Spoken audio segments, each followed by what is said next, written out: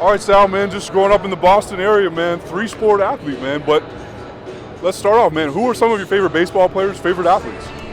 Yeah, I mean, Dustin Pedroia was my guy growing up. I feel like a little earlier, I loved Coco Crisp, Nomar. That was when I was really young. But yeah, I had a great sports childhood with the Red Sox. I kind of had a good time in the 3 World Series. So yeah.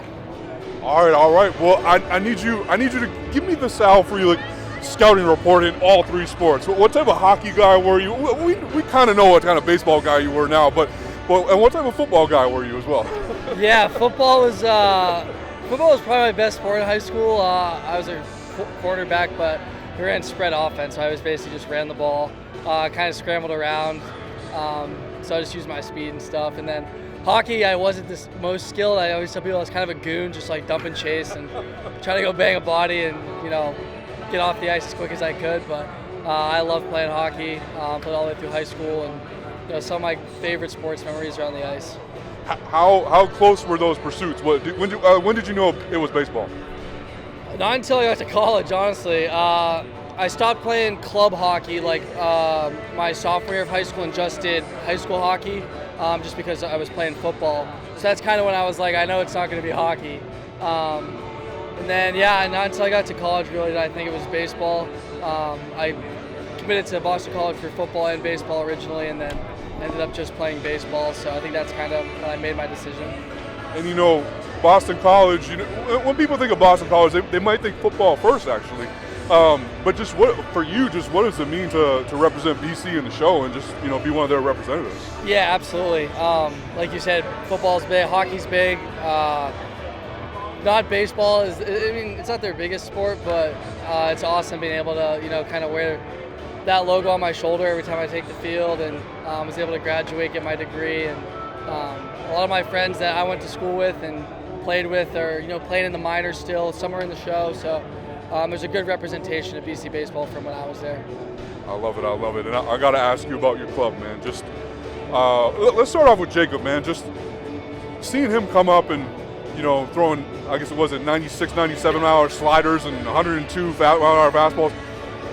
Just what has been just your thoughts of what he's done so far? Yeah, it's absurd. I mean, I kind of have a day off in the outfield when he pitches. I just go out there and wait for him to strike everyone out, then run in. So it seems like we have a couple of those guys in our staff, and Freddie and Priester and Woody, they're doing a great job kind of mentoring Miz through it right now.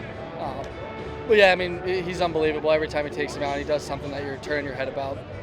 And what I really like about this team, and I think correct me if you think I'm wrong here, but it seems like part of y'all's success is that you have a bunch of guys kind of blossoming right together at the same time. It's yourself, it's Churio, it's Collins, it's Turang. What is that like? Just coming up with all those guys together and finding all of you finding yourselves all at the right time. Yeah, I mean, we all came up in the organization together. I came up with Bryce, Collins. We all played in the minors together. Mona, and it's just awesome to since we were in the low A, now we're here, and everyone always finds a different time for when they feel comfortable, I think, and you're looking at guys like Bryce right now and Collins, and they just kind of look comfortable up there, but people sometimes don't understand it takes a lot of at-bats to do that. It's not like you just get called up and you rake immediately, so it's good to see these guys come into their own.